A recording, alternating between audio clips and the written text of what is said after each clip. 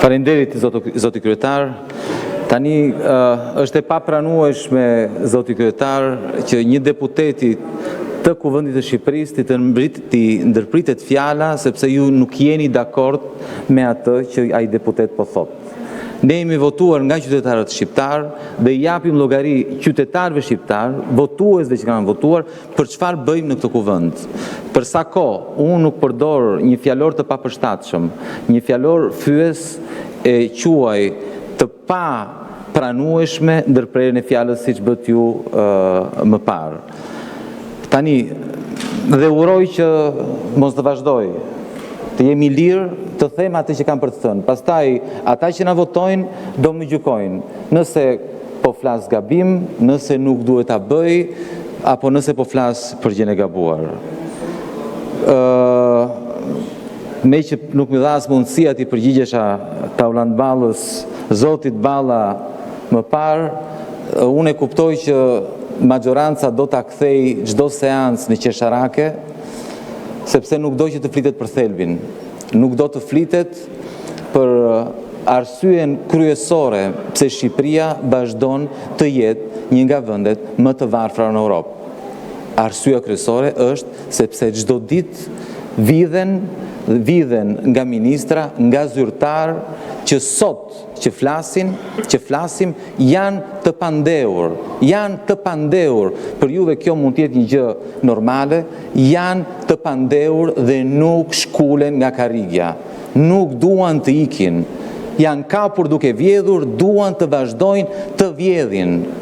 Nuk duhet ju vi keq nëse unë çdo herë që marr fjalën këtu, them këtë gjë, sepse ne nuk mund të bëjmë punimet në këtë kuvend nëse pranojmë që një zëvendës kryeministre të jetë e pandehur dhe të vazhdoj të qëndroj në detyrë. Ne nuk mund të pranojmë që zyrtar të lartë, drejtori i Keshit të jetë në arrest në shtëpi dhe të vazhdoj të qëndrojnë atë në detyrë. Është e papranueshme dhe kështu me radhë për të gjithë. Dhe sa herë që do vi këtu në këtë foltore, do ta them, sepse nuk jam unë në gabim, nuk jam unë në anën e gabuar, jeni ju që vazhdoni e mbështesni. Vazhdoni e mbështesni njerëz që është provuar, kanë futur duart në xhepat e qytetarëve shqiptar, kanë futur duart në arkën e shtetit, dhe ju prap vazhdoni të mbështesni. Kjo është e papranueshme, e kuptoj që u vjen keq, e kuptoj sikletin tuaj, e kuptoj që doni ta ktheni në qesharake dhe ta ktheni në batuta, por ky është fakt, ky është një fakt, kjo është e vërteta. Ju vjen apo s'u vjen mirë, kjo është e vërteta. Është puna juaj nëse nuk e largoni dot. Është puna juaj nëse ajo u mban peng. Nuk është puna ime. Është puna juaj nëse atë nuk e largoni se ajo është shumë afër me Edi Ramën. Është puna juaj nëse ju atë nuk e largoni dot, sepse nëse bie Belinda Balluku, nesër do bie Edi Rama. Nuk më takon mua. Tani, kthehemi tek interpelanca. Zonja ministre, e kuptoj edhe sikletin tuaj në fakt se ne u përplasëm njërë tjetër, po për një padrejtësi, në atë rast padrejtësia në fakt kishte të bënte me jetën e qytetarëve shqiptar, po dhe në këtë rast do flasim për një padrejtësi, që ngjajnë shumë e njëra tjetrën. Ashtu si ju e pranuat dhe mendoj se me atë keni hyrë në historinë e Kuvendit të Shqipërisë, kur pranuat që jeni ju që vendosni se kush do marri ilaçe, kush do marri ilaçe, kush do marri shërbimet dhe kush nuk do marri shërbimet në spitalet e Shqipërisë, kush do jetoj dhe kush do vdesi në Shqipëri. E njëjta gjë ndodh edhe me shëmbjen e ndërtimeve pa leje ose të shtesave. Padrejtësitë në këtë fushë janë të paimagjinueshme, zonja ministre. Mjafton, unë nuk dua të mbroj qytetarët shqiptarë që kanë shkelur ligjin. Janë në shkeljet ligjit, nëse ligji zbatohet, duhet të zbatohet, po duhet të zbatohet për të gjithë, jo vetëm për një pjesë. Secili prej nesh e ka shumë të thjeshtë të dali në një rrugë, cilën do, dhe të shikoj se si një pjesë e ndërtimeve pa leje, një pjesë e shtesave janë shëmbur dhe një pjesë vazhdojnë të jenë aty. Kjo është një padrejtësi e jashtëzakonshme. sepse ati fukarajt, ati që nuk ka lidhje politike, ati që nuk ka pushtet, ja shëmni dhe e bëni shëmbull dhe e nxirrni pastaj në mediat tuaja. Kurse të fortit, që ka hedhur miliona euro, duken ato, që ka hedhur miliona euro në shtesa, në sidomos në përlokale, ati nuk ja prekni. Përkundrazi, ati ja legalizoni. Ja keni nxjerrë dhe në dritë në fakt. Ja keni hequr qafe konkurrencën. Ja keni pastruar. Kjo është padrejtësia që ndodh edhe në këtë fush, edhe në ekzekutimin, dhe kur doni të zbatoni ligjin, dhe aty jeni të padrejt me qytetarët shqiptarë. Nuk kemi nevojë të shkojmë larg.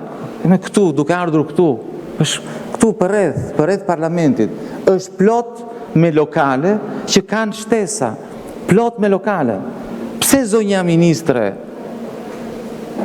atyre nuk ja keni prishur, nuk ja keni shëmbur, kurse të tjerëve ja keni shëmbur? Tani lutem vetëm mos më thoni që nëse unë po ta kisha kaq për zëmër ndërtesën apo shtesën e dikujt, duhet të merre juve telefon. Ju lutem matuni. Tani mos harrojmë që nuk ka qytetar shqiptar që nuk do të donte të ndërtonte me leje. Nuk ka. Ashtu si dhe Edi Rama, vilën e vetë e ndërtoi me leje, besoj. Fati as nevojë të shkonte ta merrte, ja çuan lejen. Nuk ka shqiptar që nuk do të donte të ndërtonte me leje. Por shumë e thjeshtë, jo vetëm që leje nuk e marrin dot, pa paguar, pa korrupsion, por nuk marrin dot as pronën. Pastaj as nuk e regjistrojnë dot atë pronë, jo më të marrin leje. Sepse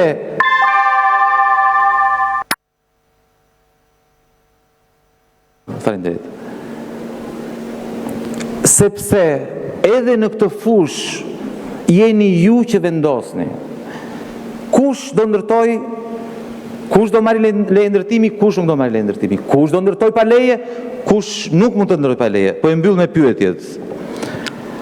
Do doja, zonja ministre, të dija, kam dëgjuar që ju po thoni që keni shëmbur 10 mijëra metër katror ndërtime pa leje. Do doja të dija, sa metra katror ndërtime pa leje kanë mbetur për të shëmbur? Keni bërë një evidentim? Dhe pyetja e dytë është, cilët janë kriteret, zonja ministre, kur ju vendosni cila do shëmbet dhe cila nuk do shëmbet e para, dhe cila do shëmbet në fillim dhe cila do shëmbet në një moment dytë. Faleminderit. Në mbështetje të nenit 96.5 rregullores, zonja Koçiu, keni fjalën. Mund të jepni shpjegimet tuaja në lidhje me objektin për të cilën është kërkuar interpelanca 20 minuta.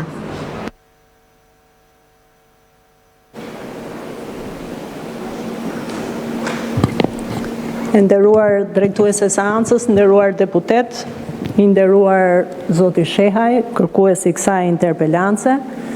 Në fakt më vjen mirë edhe unë nuk e kam as pak problem që po përballemi sërish të bashk, nuk më intimidon kjo gjë, bile përkundrazi, shumë mirë të përballemi edhe të diskutojmë për gjëra që vlen, dhe ashtu siç kundër e ngritët edhe ju për shqetësimet të qytetarëve, dhe ku më mirë se sa për një plag të shoqërisë tonë, do të thoja, të Shqipërisë tonë, që s'ka të madhe të vogël që në këtë vend që nuk e di kush e ka hapur ndërtimet e palishme, ndërtimet pa kriter, vende pa vend, dhe duke i bërë kështu Shqipërisë një dhuratë shumë të shëmtuar në çdo plot të saj.